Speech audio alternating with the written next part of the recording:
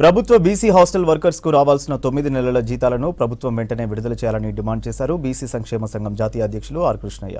హైదరాబాద్ విద్యానగర్లో నిరసన చేపట్టారు బీసీ సంఘం నేతలు. హాస్టల్ వర్కర్స్ కు ఉద్యోగ భద్రత కల్పించాలన్నారు. పని భారాన్ని తగ్గించడానికి వర్కర్స్ సంఖ్యను పెంచాలన్నారు. లేదంటే పెద్ద ఎత్తున ఉద్యమం చేస్తామని హెచ్చరించారు ఆర్ కృష్ణయ్య.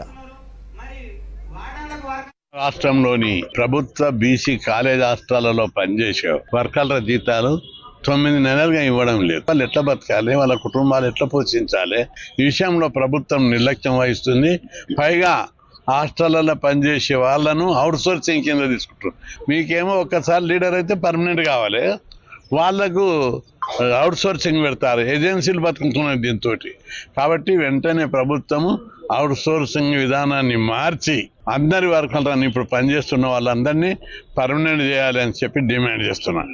రెండవ డిమాండ్కి వచ్చినట్టయితే వీళ్ళకి 9 నెలల జీతాలు ఇస్తలేరు. ఆ 9 నెలల జీతాలను వెంటనే మంజూరు చేయాలని చెప్పి డిమాండ్ చేస్తున్నాం.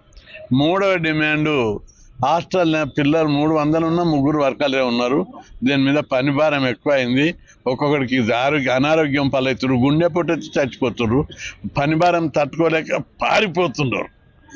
అప్పుడు హాస్టల్ విద్యార్థులు ఉపాసాలు ఉంటున్నారు. అందుకే వెంటనే హాస్టల్ వర్కర్లను పర్మనెంట్ చేయాలి.